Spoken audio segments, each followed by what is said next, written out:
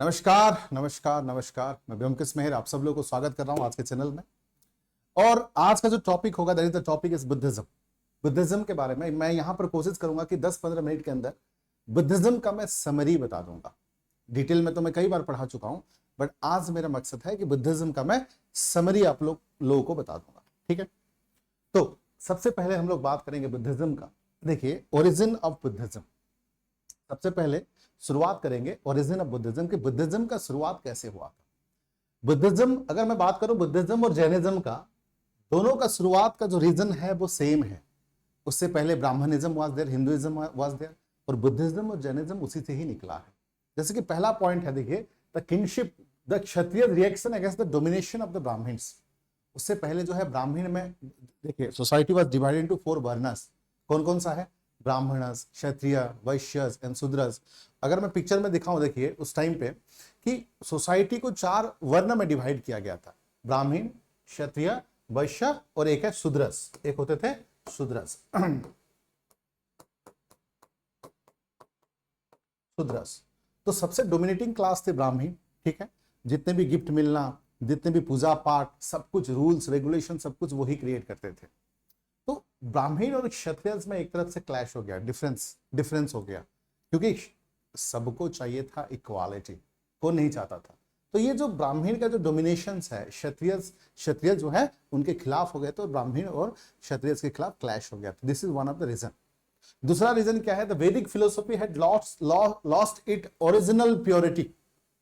जो वेद को जो माना गया था इतना महान, वो धीरे धीरे उसका जो ओरिजिनल चीज है वो धीरे धीरे लॉस हो रहा था।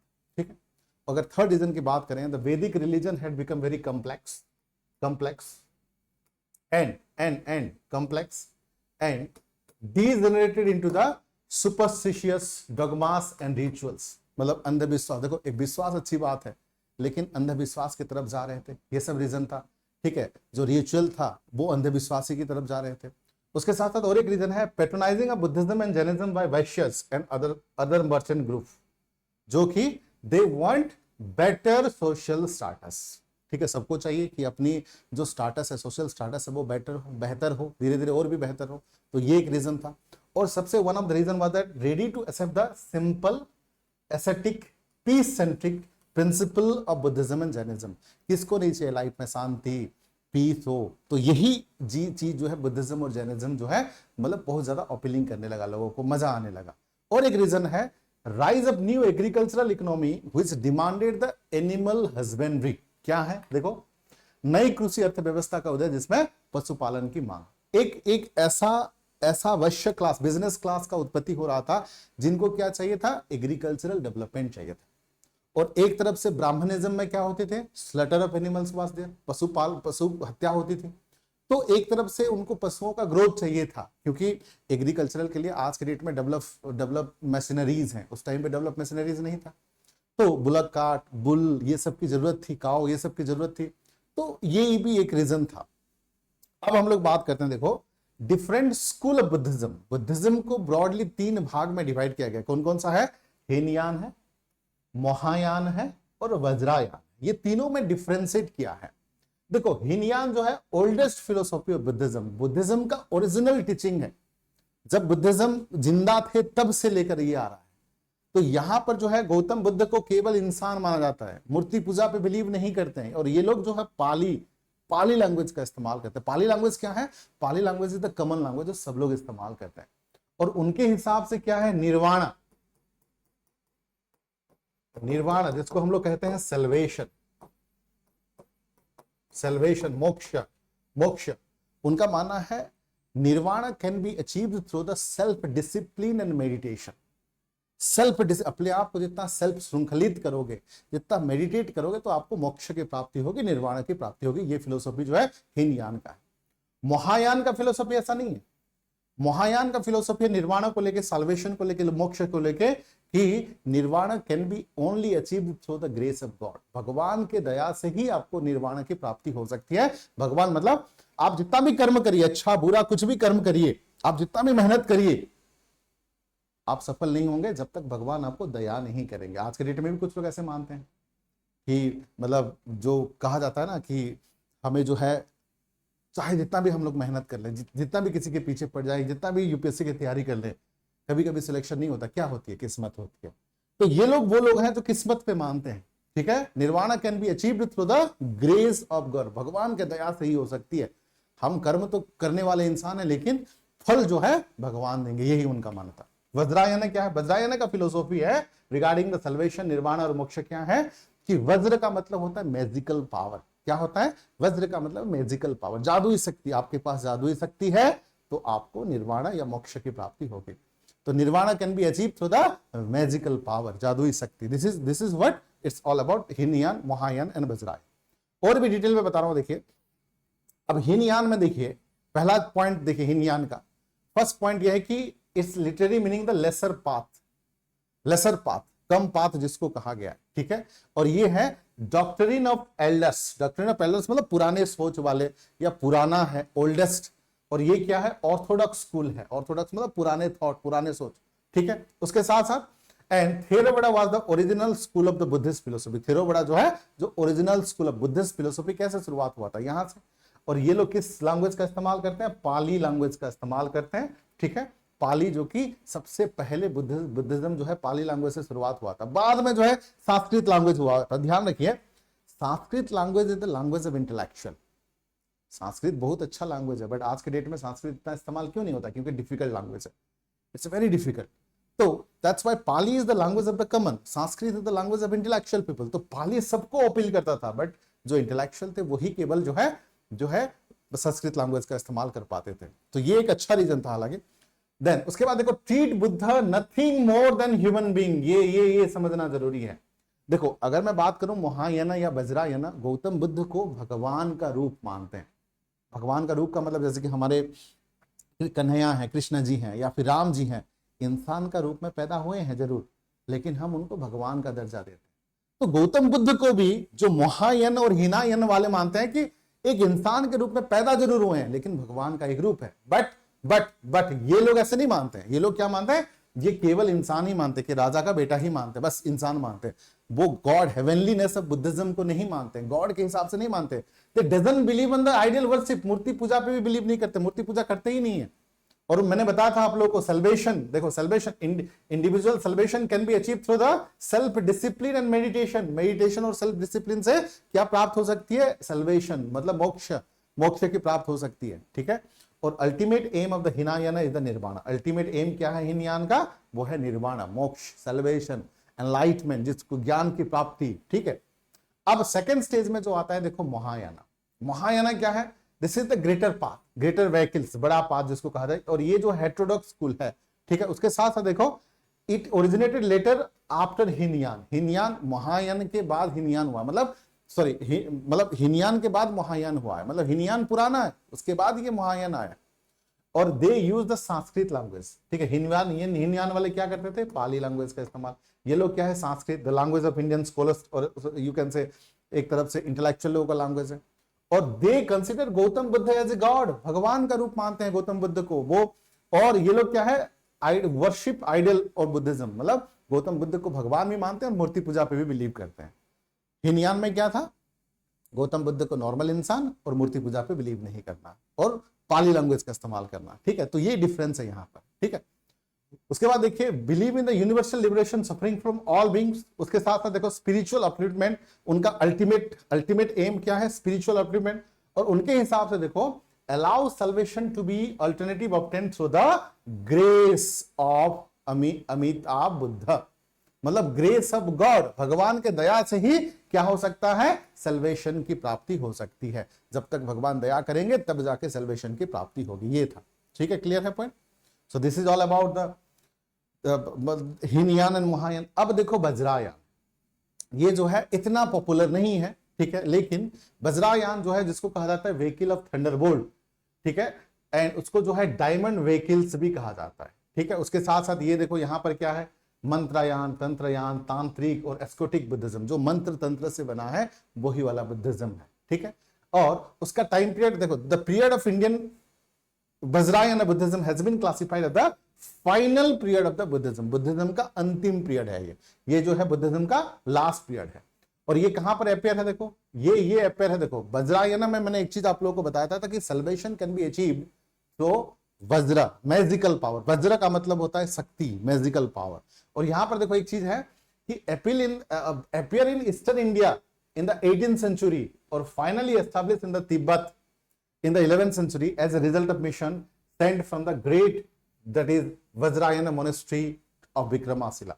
उसके साथ साथ देखो ये पिक्चर देख सकते हो, क्लॉक फ्रॉम टॉप लेफ्ट, ठीक है, clock wise from top left, Sri Lanka, Japan और नेपाल का, ठीक है, ये पिक्चर है बुद्धिज्म का। उसके साथ साथ एक चीज यहां पर देखिए, हाँ, तो तीनों में डिफरेंस हो गया। अब थोड़ा सा जो प्रीलिम्स पॉइंट ऑफ व्यू जो रेलिवेंट है, कुछ डाटा फिगर एंड फैक्ट्स जो प्रीलिम्स में आ सकते हैं, देखो बेटा यहां पर जो है आपको समझना जरूरी है। देखो कुछ चीजें जो है पूछे जाएंगे, फैक्चुअल डाटा है और कुछ नहीं है, बस समझिए खाली।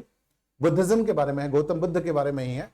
उनका 0 लिखा गया, मतलब ये 1 भी हो सकता है। दैट इज लुम्बिनी वन में उनका जन्म स्थान है, बर्थ प्लेस है। लुम्बिनी वन कहां है बेटा? That is in Nepal. Lumbini one जो है, लुम्बिनी भी कहा जाता है उसको, नेपाल में है, ठीक है। बर्थ हुआ था और सिंबल क्या था? लोटस एंड बुल हुआ था सिंबल। ये कुछ नहीं है, बस आपको याद रखना है prelims point of view, factual data के हिसाब से। 29 एज में क्या है? लुम्बिनी वन में वो घर छोड़ दिए थे, जिसको कहा जाता है डिपार्चर, उसको कहा जाता है महावीसी कर्मना। महावीसी कर्मना, उसका सिंबल क्या है बेटा? हॉर्स वाज द सिंबल, ठीक है, घोड़ा, घोड़े में छोड़ के गए थे ना। 35 के उम्र में उन्होंने गया पे, उनको बोध गया इसीलिए कहा जाता है, उनको जो है एनलाइटमेंट की प्राप्ति हुई थी। एनलाइटमेंट का मतलब क्या है? निर्वाण। उसका सिंबल क्या है बेटा? बोधि ट्री, बोधि ट्री, ठीक है। उसके बाद जो है 35 ईयर एज में ही सारनाथ में, देखो गया जो है बिहार में और सारनाथ जो है यूपी में है, और ये खुशी नारा भी जो है यूपी में है, ठीक है। तो सारनाथ फर्स्ट सेरमन मतलब जिसको कहा जाता है धम्मचक्र प्रवर्तन। धम्मचक्र प्रवर्तन मतलब अपना शिक्षा दिए थे, अपना टीचिंग दिए थे, ठीक है। और उसका सिंबल क्या है बेटा? व्हील वाला सिंबल। उसके बाद देखो 80 साल की उम्र में उनका डेथ हो गया था। कहां पे? कुशीनारा में, कुशीनगर भी कहा जाता है उसको, यूपी में है। उनका डेथ हुआ था, उसको क्या कहा जाता? महावीसी कर्म, महापरिनिर्वाण। तो ये वर्ड सब आपको याद रखना जरूरी है, प्रीलिम्स में ये वर्ड से रिलेटेड है। महावीसी कर्मण क्या है, निर्वाण क्या है, धम्मचक्र प्रवर्तन क्या है, और महापरिनिर्वाण क्या है, ठीक है, सिंपल सी बात है। तो महाचक्र दैट इज महावीसी कर्मण का मतलब ध्यान रखिएगा, उसका मतलब क्या है? डिपार्चर। निर्वाण का मतलब क्या? एनलाइटमेंट, ज्ञान की प्राप्ति, ठीक है, एक mental supremacy you can say, मोक्ष भी कहा जाता है जिसको, ठीक है, दैट इज निर्वाण। धम्मचक्र प्रवर्तन क्या है? ये फर्स्ट सेरेमन, अपना जो शिक्षा दिए थे उसके साथ जो है महापरिनिर्वाण क्या है? डेथ हो गया। तो ये चीजें थोड़ा सा याद रखिए। You can take screenshot of this things, you can take screenshot ले लीजिए, काम में आएगा, ठीक है। नेक्स्ट देखिए, अब देखो बेटा लाइफ ऑफ बुद्ध, गौतम बुद्ध, ठीक है, गौतम बुद्ध लाइफ, ठीक है। देखो गौतम बुद्ध का जन्म जो हुआ था 563 बीसी में, हालांकि जन्म को लेके कंट्रोवर्शियल है, बट मोस्ट एक्सेप्टेड जो डेट है 563 बीसी है। क्लियर है पॉइंट? उसके साथ साथ गौतम बुद्ध जो है वैशाख पूर्णिमा के दिन में जन्म हुए थे। कहां पे? लुम्बिनी वन में, कपिल वस्तु में है, नेपाल में। और उनका फादर का जो नाम था वो है सुदोधना, और वो साक्या क्लान। इस बार प्रीलिम में आया था कि जो है कौन सा, नहीं सॉरी, हाँ, उनको जो है साक्या मुनि क्यों कहा गया है, गौतम बुद्ध को साक्या मुनि क्यों कहा गया? इस बार के 2024 के प्रीलिम्स में आया था साक्या मुनि, ठीक है। ये वो गौतम बुद्ध जो है साक्या क्लान से थे, इसीलिए उनको साक्या मुनि कहा जाता है। साक्या क्या है? ये वंश का नाम है, अपने फादर के वंश का नाम है। और एक बार सवाल ये आया था, ठीक है, यूपीएससी में ही पुराना सवाल आया था कि गौतम बुद्ध जो है कौन सा वंश से थे? तो साक्या से 2 बार यूपीएससी में प्रीलिम्स में आ चुका है, ठीक है, ध्यान रखिएगा। तो सुदोधना उनके फादर है, ये वंश से ये थे, rule the Kapilvastu in the Kosala kingdom, right, ठीक है। उनका मदर जो है महामाया, जन्म देने के 7 दिन के अंदर उनका डेथ हो गया था। उनको परवरिश किए थे उनका स्टेप मदर, जिनका नाम है क्या है? गौतमी, ठीक है। अब देखो गौतम बुद्ध के बारे में बचपन में ही एक बहुत बड़ा मतलब ज्योतिष ने उनका उनका जो जिसको कहा जाता है ज्योतिष ने उनको जो है एक तरफ से बता दिए थे, ठीक है, जिनको जो कहा जाता है देखो कि it believe that soon after he was born certain Brahman saw the 32 marks of mahapurush. 32 marks उनको देखा गया था। तो जो ज्योतिष थे उनको जो है एक तरफ से भविष्यवाणी की थी गौतम बुद्ध के बारे में। क्या भविष्यवाणी थी? भविष्यवाणी में यह था कि आइदर ये बहुत बड़ा सम्राट बनेगा या ये फिर बहुत बड़ा मतलब सन्यास बनेगा, दोनों में से एक है। तो बहुत, और एक ज्योतिष ने तो पूरा दावे के साथ बोला कि नहीं, सम्राट बनने का तो सवाल ही नहीं उठता, ये केवल एंड केवल बहुत बड़ा सन्यासी बनेगा। तो जो उनके फादर थे, बहुत साल के बाद एक तो गौतम बुद्ध का जन्म हुआ था और राजा का बेटा है, ठीक है, तो वो चाहते थे कि वो ही शासन करे। तो उन्होंने जब ये सुनने के बाद उन्होंने लगा कि अपने बेटे को हर दुनिया का हर ऐश और आराम देंगे। मतलब 3-3 बिल्डिंग उनके लिए बनाए थे, सर्दी के लिए अलग मकान, बारिश के लिए अलग मकान, गर्मी के लिए अलग मकान। गर्मी में ऐसे मकान बनाया जाता था जहां पर गर्मी ना हो, तो मतलब हर तरह का, मतलब चारों तरफ जो है, मतलब एंजॉयमेंट, खाना पीना, लड़कियों से घेरे हुए थे, मतलब हर प्रकार का सम्मान उनको दिया जाता था, हर प्रकार का ऐशो और आराम से ये किए थे ताकि सांसारिक लाइफ में वो लिप्त रहे, ताकि वो सन्यास ना बन जाए।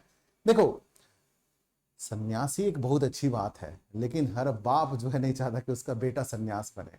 भगत सिंह सब लोग रेस्पेक्ट करते हैं, लेकिन किसी का बाप नहीं चाहता कि उसका बेटा भगत सिंह बने। तो भगत सिंह सन्यास ऐसा बहुत लोग अप्रिशिएट करेंगे, लेकिन किसी का बाप नहीं चाहता कि उसका बेटा ही भगत सिंह या उसका बेटा ही सन्यास बन जाए। दो अच्छी बात है। तो सन्यासी कोई भी, और ये तो राजा, उस इतने राजा महाराज का खानदान को संभालने वाले नहीं थे, दैट्स व्हाई उन्होंने यही था। उनका शादी हुआ था 16 साल की उम्र में, ठीक है, यशोधरा से, और उनका एक बेटा भी था जिसका नाम है राहुल। और 29 साल की एज में 4 चीज को देख के, एक सिक मैन, एक देखो यहां पर 4 चीज को देख के, एक ओल्ड मैन, एक सिक मैन, एक कॉप्स और एक है एसेटिक, ठीक है, चारों लोगों को देख के, ठीक है, एक बूढ़ा व्यक्ति, एक बीमार शरीर और एक लाश और एक सन्यास को देख के। तो एक जो देखे थे बूढ़े व्यक्ति को, तो जब अपने सारथी से पूछे थे तो उनका सारथी ने बताया था कि आपको भी बूढ़ा होना है, एक दिन आपका भी, फिर उन्होंने बताया था आपको भी बीमार होना है, आपका भी डेथ हो सकता है। बट एक सन्यासी को देखने के बाद उनको लगा था कि यार ये सबसे मुक्त जो है सन्यासी है, ये सांसारिक जीवन से। तो वहां से वो अट्रैक्ट हुए थे, एंड देन वो सब कुछ छोड़ के, घर छोड़ के, विद चना द चेरिएटर, उनका चेरिएटर जो है चना था, कंथा का हर्ष के साथ उन्होंने घर छोड़ दिया था, जिसको कहा जाता है महाभिषिकर्मणा, जिसको कहा जाता है ग्रेट रेनंसिएशन, ठीक है। और 6 साल के बाद जो है उनको जो है निर्वाण की प्राप्ति हुई थी, 35 ईयर एज में एनलाइटमेंट की प्राप्ति हुई थी, राइट। अभी मैंने बताया भी था आप लोगों को, ठीक है, एनलाइटमेंट हुई थी। और बोधि ट्री, पीपल ट्री के नीचे उसको, इसलिए उसको बोधि ट्री भी कहा जाता है, ठीक है। उसके साथ साथ जो है गौतम बुद्ध जो है अपना मतलब शिक्षा दिए थे, ठीक है, मैंने बताया था। उसके बाद जो है 80 साल की उम्र में उनका डेथ भी हो गया था गौतम बुद्ध। अब देखो अर्ली बुद्धिस्ट लिटरेचर में क्या है, अर्ली बुद्धिस्ट लिटरेचर में उसको त्रिपिटिका, बुद्धिस्ट लिटरेचर को क्या कहा जाता है, त्रिपिटिका। त्रिपिटिका मतलब, देखो त्रिपिटिका मतलब क्या है, दैट इज सुत्त पिटका। पहला चीज है सुत्त पिटका, दूसरा चीज है विनय पिटका, तीसरा चीज क्या है, अभिधम्म पिटका। सुत्त पिटका कन्वेंशनल टीचिंग, विनय पिटका डिसिप्लिनरी एक्शन, और अभिधम्म पिटका मोरल साइकोलॉजी। सुत्त पिटका में क्या था, टीचिंग के बारे में, विनय पिटका में डिसिप्लिनरी के बारे में, अभिधम्म पिटका के बारे में मोरल साइकोलॉजी। तो ये 3 प्रकार के जो थे। और गौतम बुद्ध जी का जो डॉक्ट्रिन है 4 नोबेल ट्रुथ, 4 आर्य सत्य जिसको कहा जाता है, क्या है वो 4 नोबेल ट्रुथ। पहला चीज है ये संसार जो है दुखपूर्ण है, the life is full of सरो। दूसरा क्या है, दुख का कारण है, दुख का कारण क्या है, desire, desire is the root cause of sorrow. और उन्होंने फिर बताया कि डिजायर को किस तरह से हटाया जा सकता है, how you can remove the desire, ठीक है। Desire can be removed by following 8 fold path, अष्टांगिक मार्ग जिसको कहा जाता है। 8 फोल्ड मार्ग क्या है, right understanding, right thought, right speech, right conduct, then right means of making a living, right mental attitude and effort, right mindfulness, right concentration, ये सब अष्टांगिक। देखो पहले तो गौतम बुद्ध की 4 फिलोसॉफी क्या कहता है कि 4 आर्य सत्य, 4 नोबेल ट्रुथ, कि ये संसार दुखपूर्ण है, the life is full of sorrow, और ये संसार दुख का कारण है। द रीजन ऑफ सरो क्या है, desire is the root cause of sorrow, और sorrow can be removed through the ashtangik marg, 8 fold path जिसको कहा जाता है, ठीक है। वही 8 फोल्ड पाथ है, right understanding, right thought, right speech, right conduct, right means of making a living, right mental attitude and effort, right mindfulness, right concentration. उसके साथ साथ मैं ये भी बता दूं, यूपीएससी में भी ये अष्टांगिक मार्ग आप फॉलो कर लोगे तो आपका सिलेक्शन 1 साल के अंदर हो जाएगा। और सबसे मेन चीज है यूपीएससी में कि right mental attitude and effort चाहिए, ठीक है। चलिए, then reason for spread and popularity of Buddhism. ठीक है। बुद्धिज्म पॉपुलर होने का सबसे बड़ा रीजन है कि बहुत सारे फेमस रूलर थे, जिसमें से अशोका, ठीक है, उसके साथ साथ ये सब फॉलो किए थे। उसके साथ साथ ये वेस्ट एशिया, श्रीलंका, ठीक है, ये सब एरियाज में गया था। उसके साथ साथ जो है Buddhism appeal to the common man, common लोगों को अपील करने लगा, क्योंकि यहाँ पर इक्वालिटी था, यहाँ पर जो है लैंग्वेज, पाली लैंग्वेज का इस्तेमाल होते थे, लिबरल था, डेमोक्रेटिक था, ठीक है, बर्नर सिस्टम नहीं थे, ठीक है, ये सब चीजें लोगों को अच्छा लगने लगा, ठीक है, कोई सुपीरियर कोई इंफीरियर नहीं था, ठीक है। Then Buddhist personality and rational doctrines, Buddhism का पर्सनालिटी भी चरिस्मेटिक पर्सनालिटी था, वो लोगों से बात करते थे बहुत अच्छी तरह से, लोग उसको पसंद करते थे।